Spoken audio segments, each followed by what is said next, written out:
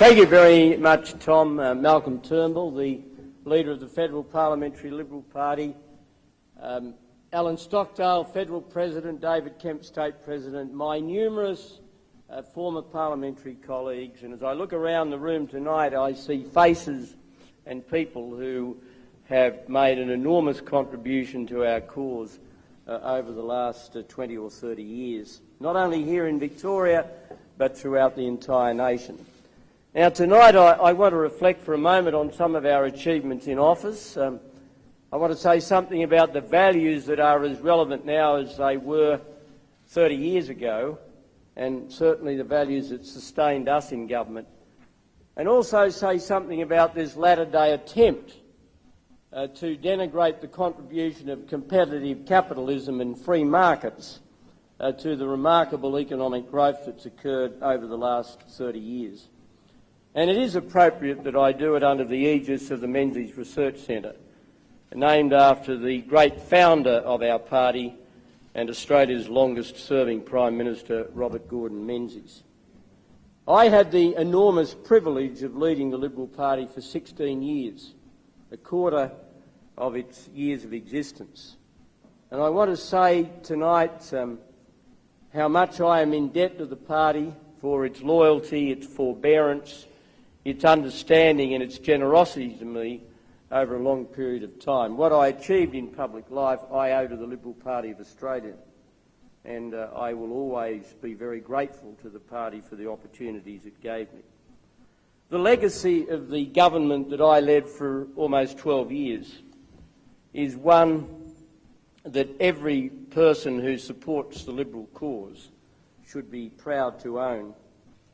Australia was in every way a stronger, prouder and more prosperous nation in November of 2007 than it had been in March of 1996. Now, however, we are in opposition. That brings new and different challenges, and whilst there should be a broad continuity of policy between government and opposition, not every position taken in government is necessarily appropriate to the circumstances of opposition. I welcome Malcolm Turnbull here tonight. He has my respect and my strong support in his endeavours to lead us back into government. Malcolm brings high intelligence, great energy and a deep understanding of business and economics, all of which are particularly relevant as Australia grapples to find the right response to the financial challenges of the world in which we live. Like every leader before him, he will bring his own style and his own flair to the job. Ultimately, my friends, politics is a battle of ideas, and those who triumph politically are those who not only win the argument but have the capacity to communicate the values that they hold dear. And consistency of philosophy and also consistency in the political narrative of a party, whether it's in government or in opposition, are essential ingredients for success. A major reason why the Howard government remained in office for such a long period was that we governed in a consistent and predictable fashion. Love us or loathe us, and there were plenty of both, the Australian people always knew what we stood for and always knew what we wanted to achieve for our nation.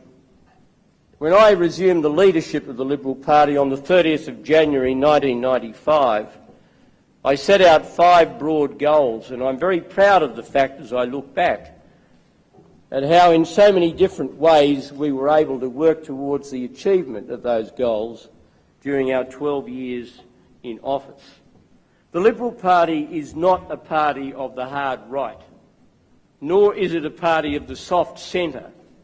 We are a party of the centre right, and we have always been and should always be the custodian of 2 great traditions in Australian politics, the classical Liberal tradition and also the conservative tradition. Put another way, ours is the party of John Stuart Mill, as well as being the party of Edmund Burke. And that is a view that I've held for a long time. And I think some of you in the room have probably heard me express it, and that is a good thing, because that means that consistency has not totally deserted me in my post-political life. The colloquial description of our party, which I've frequently employed as well, as being a broad church, is one that we should not only treasure, because it means a lot to a lot of people, but we should also practice it in the decisions that we take. Ours is a party that rejects extremes. We should not, however, be a party that always seeks the midpoint between opposing arguments. And many of you will have noticed that in my years in office I never employed the expression middle ground or consensus.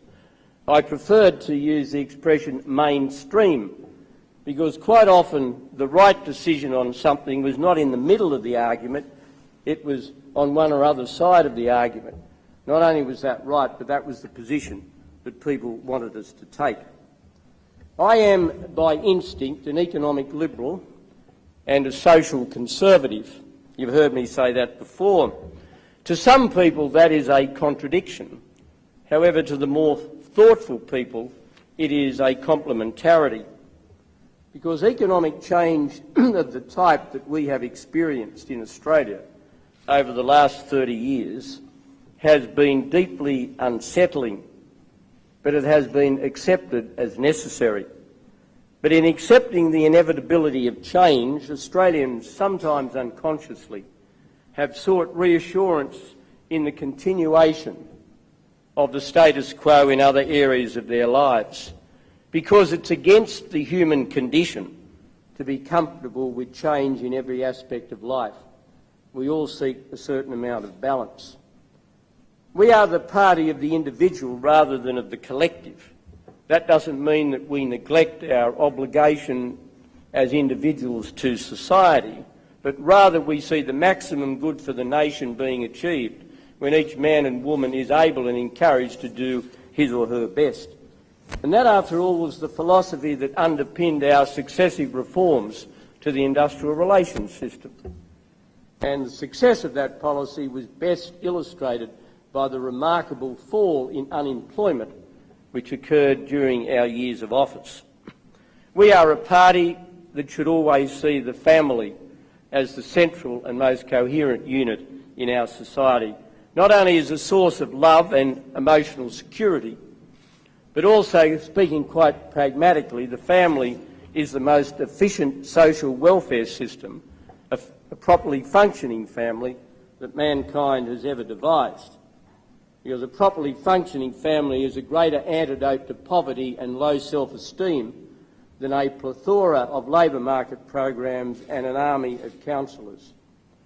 The Liberal Party should always be a party of national pride and cultural self-belief. I have a strong view that many Western nations at the present time show signs of losing faith in their own cultural identity. They've developed the mistaken view that if there is progressive accommodation with some of the more radical critics of their societies, then those critics will in time be satisfied and absorbed into the mainstream of the nation. That is a mistaken belief. Australia is a magnet to millions of people from around the world because of who we are and not because of what others would want us to become. Liberals should always retain a strong faith in the market. That does not mean that the market always functions smoothly or is not open to abuse. But the notion gaining traction because of the world's financial turmoil that in some way markets need extensive re-regulation is based on a false reading of what has happened to the world economy in the past year, and also ignores the reasons for the remarkable growth of the middle class in the Asia-Pacific region and the huge reduction in levels of poverty which have occurred in the last 30 years. Our party should always be the champion and friend of small business. We should not only give rhetorical effect to this belief, but we have to support policies that will help small business. That's why my government frequently sought and finally achieved changes to the absurd unfair dismissal laws introduced by the Keating government. Complaint about those laws was a constant theme in the years of dialogue that I had with small business in the time that I was Prime Minister. And we should always be a party which maintains what I choose to call the Australian safety net for the less fortunate in our community. Economic issues have tended to dominate the analysis of the Howard government, and this has meant that the scale of the reforms that we achieved in the area of social security were often overlooked. I've deliberately used the expression the Australian safety net because one of our great achievements as a nation, and this is often unremarked, that we have struck the right balance in the area of social security between the insensitive verging on the indifferent approach that sometimes operates in the United States and has, in my view, made some contribution to the disproportionately large prison population in that country, and on the other hand, the over-paternalistic approach which is often employed in European countries. We all know that it is indefensible to say to people that irrespective of your circumstances, after a certain period of time you're not going to have any support if you can't find a job. But equally, we cannot support a system that contains no incentives to move from welfare to work and thus perpetuate very high levels of welfare dependency. In Australia, I believe, through a combination of our welfare to work and work for the dole policies, we have really got that balance right. Internationally, I don't think Australia should ever move far from the doctrine of enlightened self-interest.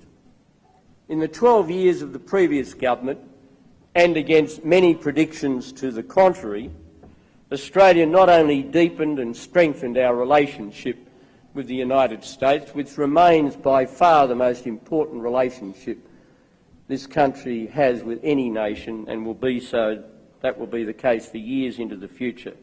But simultaneously we brought a new dimension to our relations with the countries of North Asia, with China, with Indonesia, and we renewed and reinvigorated the relationship with Japan. And to be able to say at the end of 2007 that Australia enjoyed an even better relationship with both China and the United States than had been the case a decade earlier encapsulated the coalition's success in this area. As a counterpoise to the relationship with China, we, in partnership with the United States, emphasised the common democratic values we shared with nations such as Japan and India. And not only did this send a very clear message to China about the things that were different about us, as well as emphasising the practical things we had in common with the Chinese, but it also provided balance and reassurance to other nations nervous about China's growing muscle.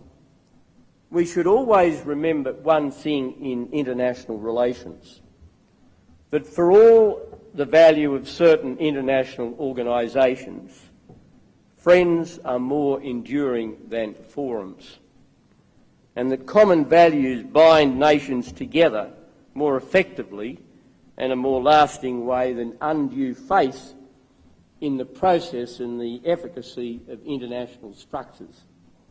Finally, and very importantly, we should always be a party that believes in the process of reform where a better outcome can be achieved as a consequence of that reform. And in the economic area, if one could have stood at the vantage point of Australia's economic history a little more than a generation ago, say in 1980, it would have been possible to say that Australia needed 5 great economic reforms.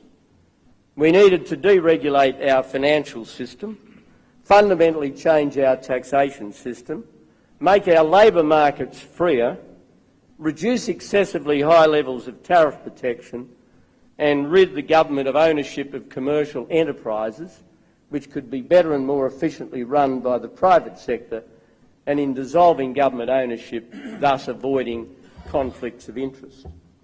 The remarkable thing is by 2007, these 5 great reforms had in fact been achieved. And I've always given the previous Labor government credit for implementing changes to our financial system and also getting rid of high levels of tariff protection. And in those 2 endeavours, they were assisted by the fact that the opposition then, the Liberal and National parties, offered strong bipartisan support. And of course, in the case of financial deregulation, the blueprint was designed by the Campbell report that was produced under the Fraser government. The willingness, of course, of the coalition in opposition to support necessary reforms in the nation's interest by a Labor government was not matched when we came to government. And at every turn, whether it's taxation reform, industrial relations reform, privatisation of assets such as Telstra, for which we had successive mandates explicitly given by the Australian people, they endeavoured to block all of those reforms. But let me be philosophical for a moment, because on economic matters apparently it is the order of the day to wax a little philosophical. So I want to join the new custom. I want to be philosophical, and I want to say that those 5 reforms were really, when you think about it, they were the Australian contribution to the great neoliberal experiment of the last 30 years. And the fact, of course, that 2 of those reforms were supported by a former, and I stress the word former, Labor government appears to have escaped the attention of an Australian political figure who has recently waxed very lyrical about the failures of neoliberalism. And if I can say one other thing about those reforms, that if, as appears certain, the Rudd government proceeds to dismantle not only our industrial relations changes, but also take the country back in the area of industrial relations to conditions that obtained more than 20 years ago, then that will be the first occasion in a generation that an Australian Prime Minister has turned his back on a significant economic reform. And that will send a very bad signal to the rest of the world about this country's appetite for continuing economic reform. I think the highlights of the Coalition's years in office economically are very well known, and perhaps as each seven. I have watched with some fascination the contradictions that have flowed from senior government figures as they deal with current economic challenges. They have a great rhetorical dilemma, and they deserve it because they cannot have it both ways. It is not plausible for the Rudd government to argue that, on the one hand, that Australia has entered this financial crisis in better shape than just about any other nation in the world, and yet declare the government I led as guilty of the extreme neoliberalism which has in turn caused the crisis. Both positions cannot be right.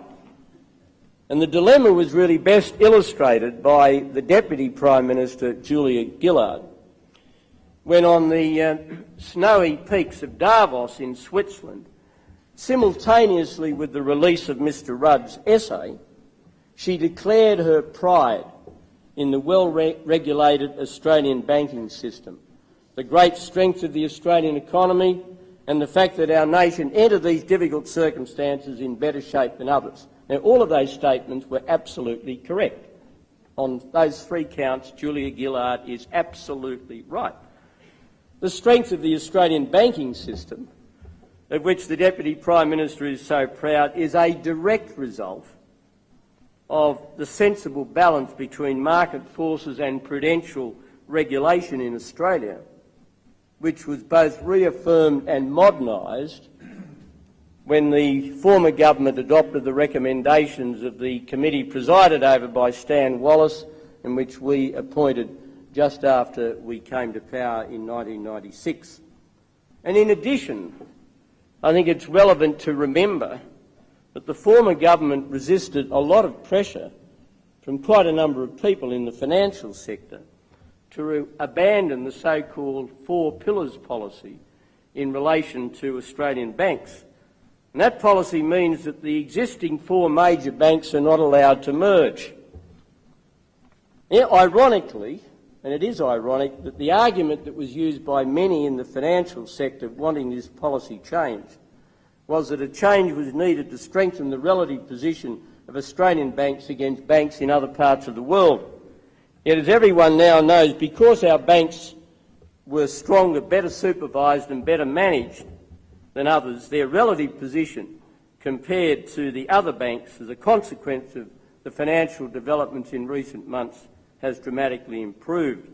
There are now only 15 banks in the world that have a AAA credit rating, and 4 of them are the major trading banks in this country. And given our size, that is an extraordinary compliment both to the regulatory framework, the balance between open market behaviour and regulation, and also the quality of the management, let us be clear, of Australian banks. And given all of this, it's very clear that the 4 did not need to become 2 in order to survive in a very, very hostile world. Now, all of this highlights the falsity of the claim that our side of politics has pursued a policy of total deregulation and the unrestrained operation of market forces. In government, ours was a policy of giving preference to the operation of market forces, and that didn't mean there was no supervision and no insistence on standards. What we insisted in relation to the financial sector, for example, was that the right balance should be struck between the free operation of the market, tempered to the extent required to ensure stability, provide reasonable level of protection for depositors and other risk takers, and of course an ample degree of transparency. The world, including Australia, will not respond effectively to the economic plunge unless we properly understand its origins. And this will not be achieved if there is an artificial politicisation of our assessments, with thinly veiled attempts to divide different governments and philosophies into economic goodies and economic baddies, without proper regard to what really happens. The subprime debacle originated in the United States. As I know many of you will be just as well aware, if not more than I am, Australia has never had anything like the volume of what the Americans call subprime loans, or what we call low document loans. Nor, to my understanding, has the United Kingdom. In America, the regulations about the making of loans were far too lax, and they have been for years. And it is still very astonishing to many Australians to learn that the average housing loan in the United States is a non-recourse loan. In other words, there is no personal obligation for repayment. Clearly, regulation has failed in many areas of the American financial system, and it's a failure that has been the product of both sides of politics in that country. Some of the laxity's been there for years, but some of it is fairly recent, and has been deliberately driven by legislators, overwhelmingly Democrat, but including many Republicans. What really happened to cause the subprime debacle in the first place? Well, there was an enormous push to make sure that poorer sections of the American community had access to housing loans. And the inevitable result was that far too many people received them who had absolutely no capacity to meet the interest and principal payments. Extending home ownership is a very laudable social goal. But the method employed, namely the distortion of the financial system, was economically flawed and has had some catastrophic consequences. It's yet another illustration of something that I learnt a long time ago, and that is that if governments want to assist a particular section of the community, the assistance is better delivered through direct expenditure appearing on the bottom line of the budget rather than through the distortion of the operation of the financial system, which can have immense and costly implications. There have been some failures of regulation, especially but not only in the United States. And there have been excesses on Wall Street and elsewhere, and nobody has any sympathy with some of the obscenely high levels of remuneration to which some people have helped themselves. But these failures, and it's important to understand this, and the challenges we now face do not represent a systemic failure of capitalism or indeed of the market system. The whole construct of Mr Rudd's essay, and I have read the entire 7,000 words in the Monthly, is very clear. And it's very, very clear, and that is that the wicked neoliberal governments of Margaret Thatcher, Ronald Reagan and John Howard, and can I say I'm honoured to be, I'm honoured.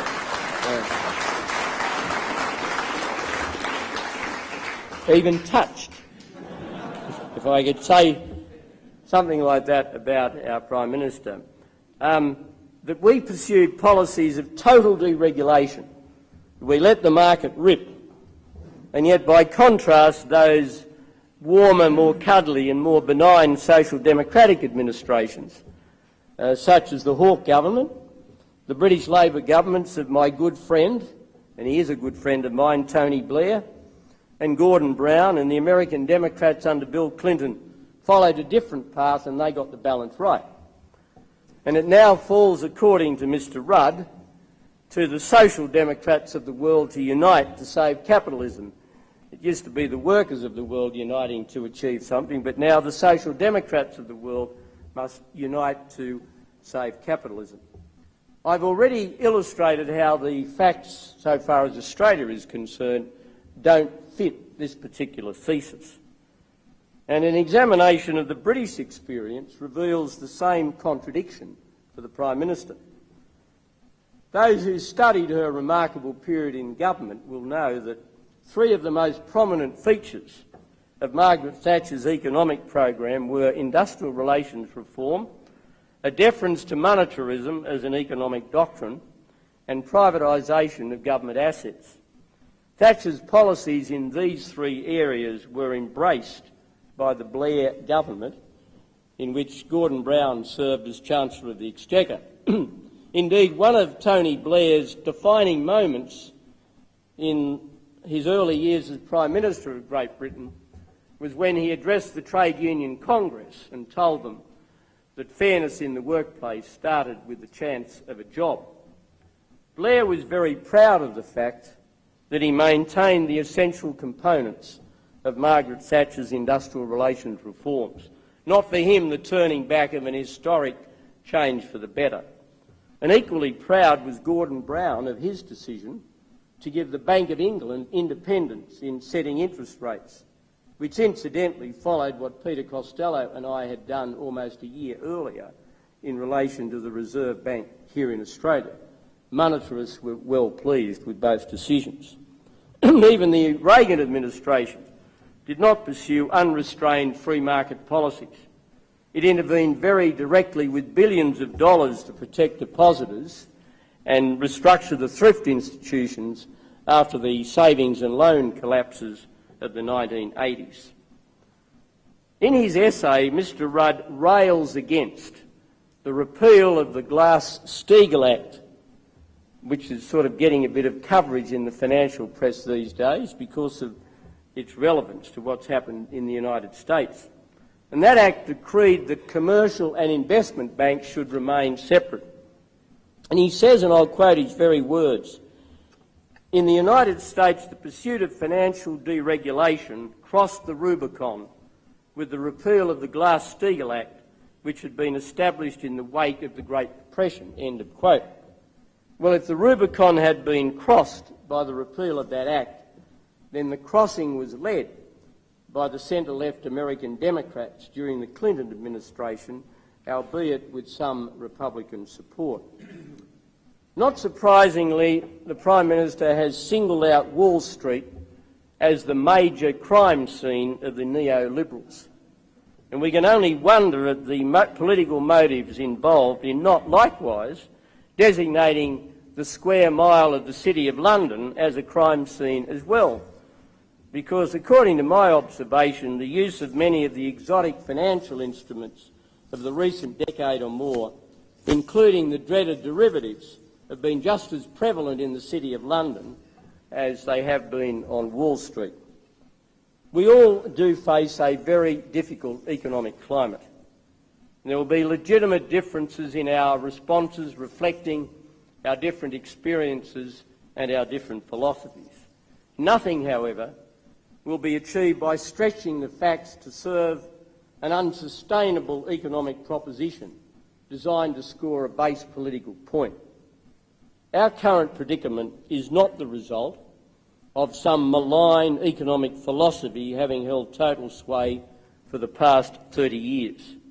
If so, that philosophy, to a lesser or greater extent, has beguiled both sides of the political divide in many countries. In reality, the causes of the problems we now confront are a lot more prosaic than that. In the past 30 years, the freer functioning of markets inherently involved in the globalisation process has lifted hundreds of millions of people around the world out of poverty. And competitive capitalism has been integral to this historic development. So far from failing, it has succeeded. In the process, some regulation has failed and some have not been enforced. In some instances, governments have not intervened enough. In others, such as through Freddie Mac and Fannie Mae in the United States in relation to the spread of subprime mortgage investments, governments, their agencies and legislators have intervened far too much. What matters now, both here in Australia and around the world, is how we respond. Our circumstances here in Australia do not warrant a knee-jerk return to the policies that delivered stagflation in the 1970s and early 80s. We should not be panicked into financial profligacy and the burdening of future generations of Australians with huge amounts of debt. We in the Liberal Party know that it took 10 years to repay the $96 billion of government debt left behind by Mr Keating. We can only contemplate the length of time needed to liquidate the $200 billion of debt, at the very least, that our nation now faces as a consequence of recent policy decisions. Malcolm Turnbull and his colleagues were absolutely right to oppose the government stimulus package. It needlessly plunges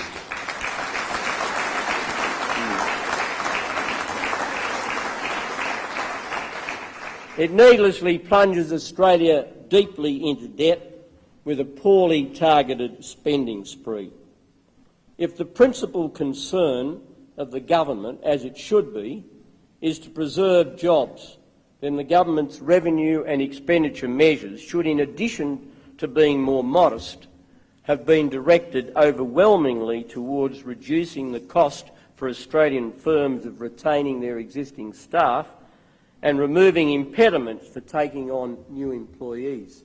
Because even in a recession, some firms hire new workers. Let me conclude by wishing the federal opposition great good fortune in the months ahead. Can I observe that the remarkably strong budget position bequeathed by the Coalition has given the Rudd government a much easier start than was the lot of just about any other government coming to office in Australia since World War II. And decisions adversely affecting the financial positions of individuals have yet to be taken. The inevitable realities of government will soon confront Mr Rudd and his colleagues.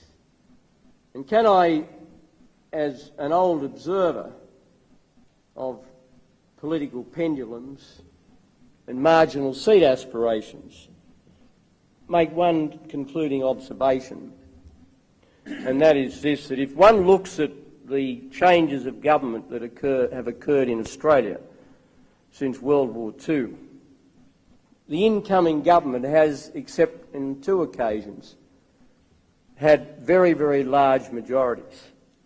The Menzies government had a very big majority in a much smaller parliament in 1949, and of course The Fraser government had a huge majority in 1975, and we had a very large majority in 1996. The exceptions, of course, and the Hawke government had quite a comfortable majority in a smaller parliament in 1983. But Mr Rudd's majority is roughly comparable to the majority obtained by Gough Whitlam in 1972. And the point I make is that, so far as the margin of seats is concerned, his majority is nowhere near as comfortable as some commentators are suggesting.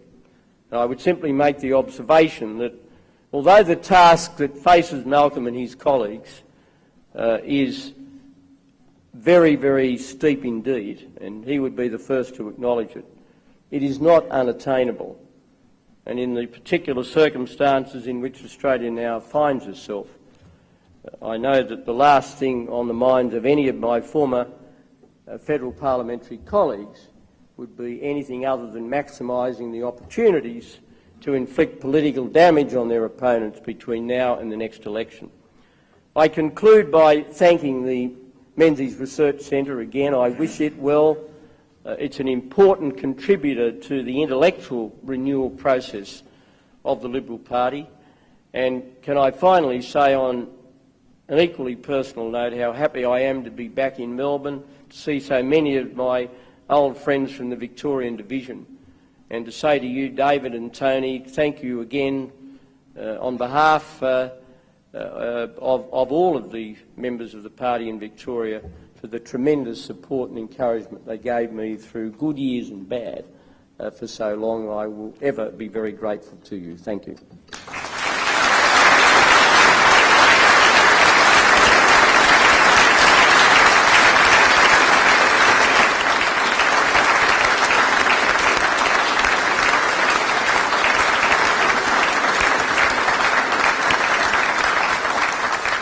It's now my pleasure to introduce Malcolm Turnbull to formally propose the vote of thanks. As I mentioned before, I succeeded Malcolm as chairman when he was elected as member for Wentworth. I worked with him when he was chairman, and I've known Malcolm through business, through reputation, and through his many engagements in public life going back many years. Today, people ask me, why is a man who is so successful in business gone into politics? What motivates him, they ask me. Real life into the Menzies Centre. I characterise his business career as a successful diversion until he could gain the seat that he first sought when he was in his 20s. He's not a businessman who's come to politics. He's always been in politics. He's a practical and accomplished man with an exceptional command of economics and finance. He now holds the highest office in the party. He is the right man at the right time. Ladies and gentlemen, Malcolm Turnbull.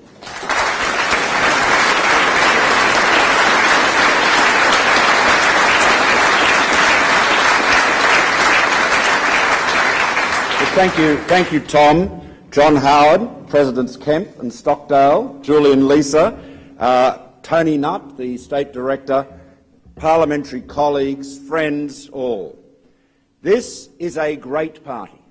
We have heard from John Howard and been reminded of his intellect, his vision and his great good sense. His great good sense, a commodity sadly lacking on the government benches today. We will remember and cherish and enjoy John Howard's great contribution to our party and to Australian politics for as long as we remember the contribution of that other great Liberal who's looking down at us here. What a great party we have been to have Menzies and Howard, two great Prime Ministers, Australia's greatest Prime Ministers, come from this party, our party, the Liberal Party of Australia.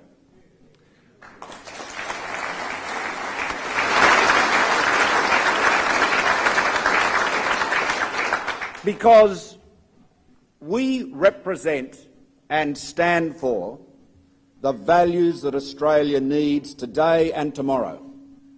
They have been important values and principles in days gone by, and John has reminded us of the extraordinary achievements of his government, how $96 billion of Labor debt was paid off, how crises were overcome, how unemployment was ground down to historic lows, how Australians' wealth increased, and how Australia became a prouder, more prosperous country, where more people had the opportunity to fulfil their dream. Because, my friends, the great difference between us and Labor, the dividing line between us and Labor, is that we believe that government's job is to enable you to do your best.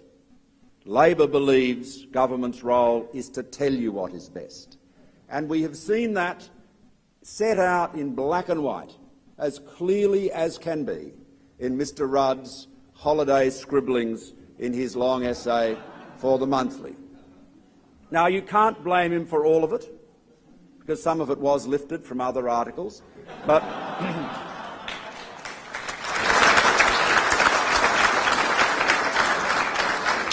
indeed, I found one of those paragraphs myself. I was sitting with Lucy on the plane coming back to Sydney from Melbourne after visiting with Fran Bailey, and really we should just recall the extraordinary tragedy and hardship that Fran's constituents and so many other Victorians are going through in these shocking times. The fires that Victoria has faced are unprecedented beyond any imagination, and we, all of us here, as Liberals, as Australians, have a common commitment to doing whatever it takes to put those communities back on their feet. And I say to you tonight, no matter how hard we fight Mr Rudd on economic policies, we will be united with the government in putting the communities of Victoria, so cruelly ravaged by fire, back on their feet. And the three words that would sum up our response is whatever it takes. That is our commitment. Now, we were coming back, Lucy and I pulled out a copy of Foreign Affairs, an American journal, and I was reading through there a very good article by Robert Altman about the global financial crisis, and came across a very familiar paragraph which had been just changed a little bit in Mr Rudd's essay. And I do wonder how much of it is original, how much of it is a cut and paste from other works. But as John described, the central thesis of it is essentially a work of fantasy. It is most people spend their Christmas holidays reading fiction. Kevin Rudd spent his time writing fiction. I didn't have nearly as much fun. I spent my Christmas holidays researching and writing quite a long speech, not quite as long as Mr Rudd's essay, about biocarbon, biochar, climate change policies, energy efficiency, clean coal, and a whole range of important policy issues that we are addressing in our party and in the Parliament. So that was my rather less interesting writing exercise, but I'd have to say more practical. Because at the core of everything Mr Rudd has said is a complete fantasy. And it was underlined, as John Howard said tonight, perfectly, on the same week that the Monthly essay came out, in which John was portrayed as being a neoliberal, free market extremist who had deregulated our financial markets in such a way as to cause chaos and disaster around the world. We had the Deputy Prime Minister in Davos saying that our financial and prudential regulation was not just world-class, but better than world-class. She was just so proud of it. She didn't have enough time to mention that it had been put in place by her predecessors, of course, but no doubt that was just an oversight. She is, of course, a very busy woman. Now, John mentioned and has supported us, and I thank you, John, for your support and encouragement in the stand we've taken on Mr Rudd's $42 billion spending spree. This was an occasion, a time when we were able to draw a line in the sand and say that we stood for values of prudence, of sound economic management and responsibility, and Labor did not. We said we are not prepared to throw $200 billion of debt onto the shoulders of our children. We are not prepared to spend like crazy, like Mr Rudd has done. We're not prepared to endorse a $13 billion cash splash in March, which Mr Rudd has said will support jobs, notwithstanding that his $10 billion cash splash in December which he said would create 75,000 jobs, has, as far as we can see, created not one. We have a government that is going helter-skelter into a panicked spending spree, one economic policy after another, which is driven by panic rather than sound economic analysis and common sense. And you know, in the Parliament last week, we made the point that tax cuts have been demonstrated to provide a greater incentive to work and to invest, a greater incentive for jobs. And that's been demonstrated around the world. And Mr Rudd said that these were the views of economists who are not mainstream. Well, of course, one of the economists who'd expressed those views very vehemently was none other than Warwick McKibben, who's tucked away in that little backwater off the mainstream on the board of the Reserve Bank. But there are backwaters everywhere, apparently, because only last night the Federal Open Markets Committee of the US Federal Reserve, the most important monetary policy-making body in the world, made exactly the same point about the ineffectiveness of these one-off cash handouts. So I can say to you, my friends, we are standing up for sound economic management. We're standing up for responsibility. John Howard and Peter Costello took debt off the shoulders of this generation and the next. We should not forget the achievement of the Future Fund. All those unfunded superannuation liabilities from the public sector provided for in a future fund. Debt was taken off, liabilities were taken off the shoulders of the next generation. That was our achievement. That is what we do as Liberals, Conservatives committed to a responsible approach to economic management. And instead, we now have a government in its place that is piling the debt on billion after billion. And they've passed a law now to let them go up to $200 billion. But I fear it will go much higher than that. Because just think about this. If they are prepared to spend $40 billion so unwisely and so ineffectively, when unemployment is 4.8%, when our economy remains strong relative to other countries, if they are prepared to spend as a stimulus in this year twice as much as a percentage of our GDP, twice as much as countries like Japan and Germany that have a much weaker, far weaker economic situation, what will they do if things get worse? You see, Mr Rudd is in a blind panic. We saw it with the unlimited bank deposit guarantee, and we see it now with this spending. He is talking our economy down, speaking in terms of catastrophe, talking about economic cyclones sweeping the world, devastating countries and industries. Incredible rhetoric, all of which is calculated to undermine confidence. Now, we have great challenges ahead of us, but we have at the head of our country a Prime Minister who is firing off all his ammunition in the first moments of the battle. And if and when, as many economists predict, but we certainly hope it will not occur, but if and when economic circumstances get harder and tougher, how much more will he spend? 200 billion could become 300 or more. It may not just be our children that are paying off this debt, but our children's children. And that is why it is vital that our party, the party that believes in the economy of our nation being grounded in the energy and enterprise of millions of Australians and believes in enabling them to do their best, holds this government to account and turns them out at the first opportunity. Thank you very much.